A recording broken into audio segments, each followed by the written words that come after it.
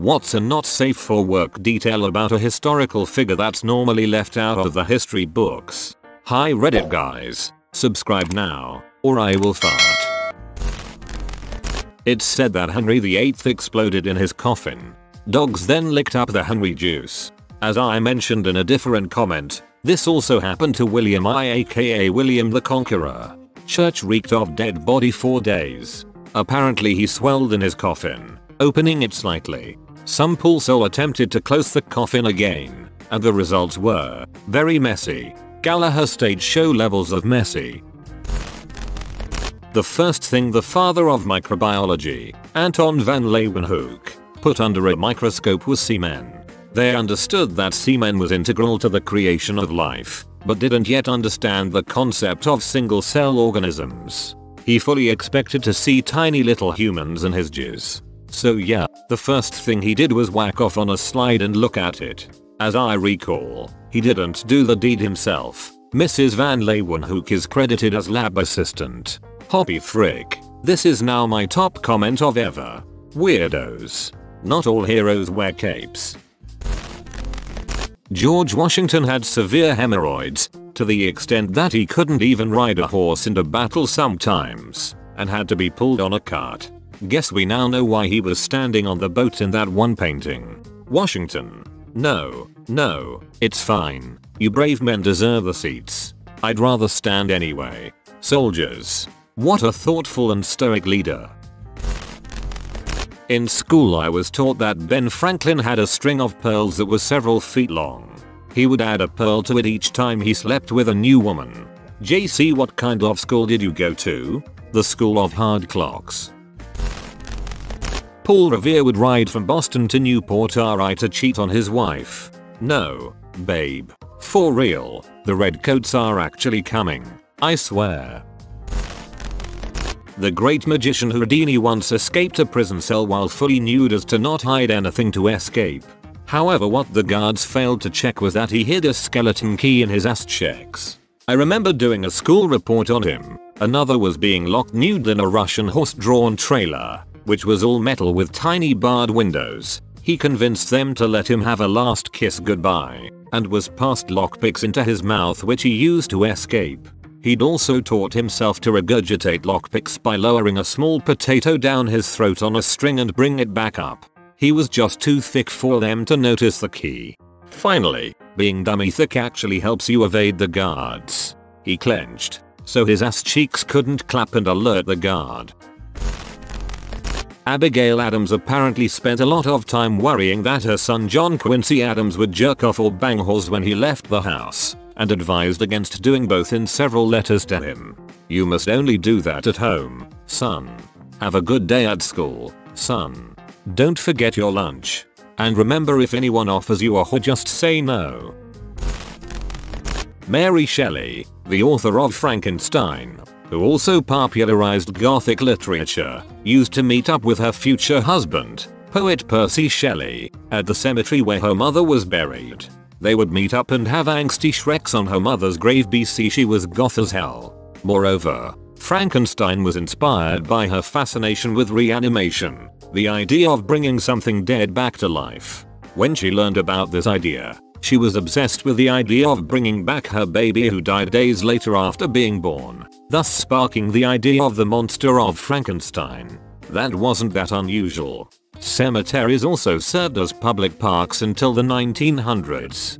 Her father disapproved of the two's union, because Shelley was his apprentice, so they met in secret at the cemetery and had shreks. Shelley was also married at the time and also had a child. His wife found out about the affair and committed suicide.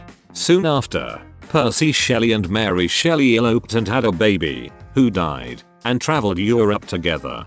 Percy Shelley proved to be a shooty husband and wanted to have multiple Shrekshell partners, including Mary's sister.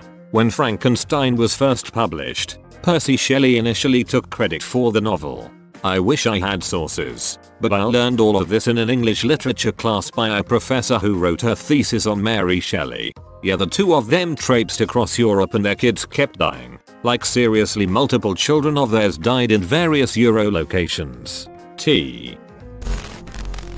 William the Bastard's family was torn apart when his two youngest sons dumped a chamber pot on the head of his firstborn, leading to rebellions, wars, and eventually his firstborn's lifelong imprisonment. Yeah, that's siblings for ye. Well, now my most upvoted comment is about how siblings can and will murder each other. Fun. Also, thanks kind stranger. I'll be sure to pass on the favor. Firstborn, rotting in prison. This is bullshit. They started it. Simon Bolivar had Shreks in every country he went with different women, and it's explained with details in his biography. He was a really good dancer. I like how his dancing skills are in parentheses, as if that detail is what we needed to clarify him having Shreks in every country. I'm gonna take up dancing lessons. I read once that philosopher Jean-Jacques Rousseau would pull his pants down and chase after women running backwards in hopes they would spank him. It was his kink. He would lurk in alleyways with his pantaloons around his knees and jump out ass first at passing women in the hopes they'd be so frightened they'd lash out and spank him. He was a total donghead, but the mental image is hilarious. What a straight up freak. I did not learn this and I have a whole damn philosophy degree. They never teach you the important stuff. One of the members of the Lewis and Clark expedition was a slave named York. The tribes they came across were quite taken with him. He fathered many children during the trip.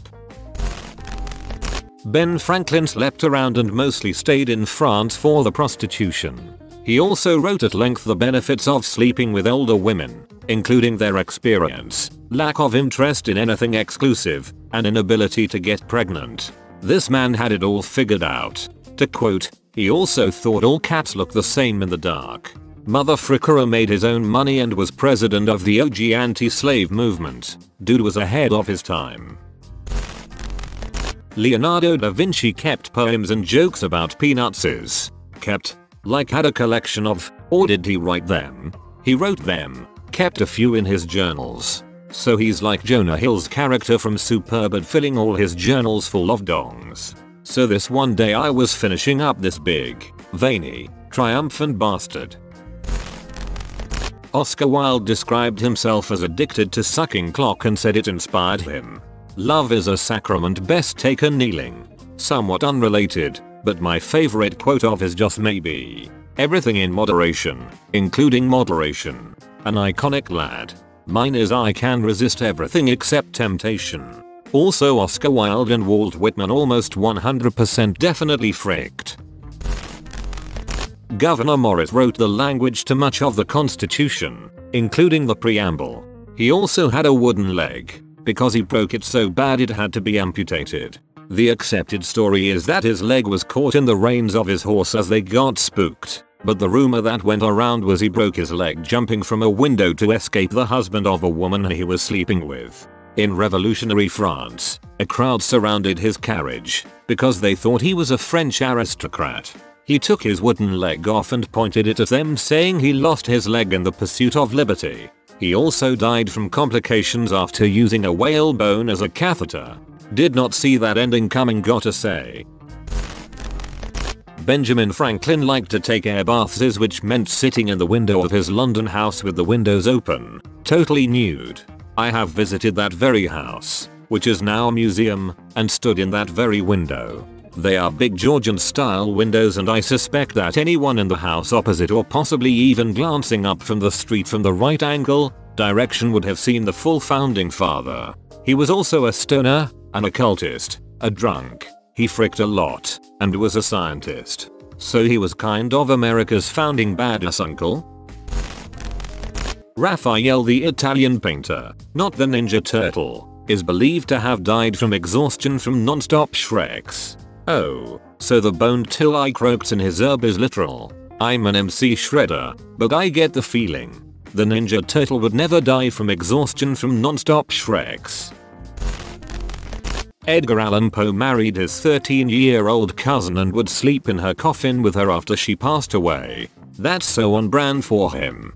I've actually heard that he married his cousin because he couldn't legally adopt her for some reason, and he wanted to make sure she was taken care of. Some historians also argued they had more of a brother-sister relationship.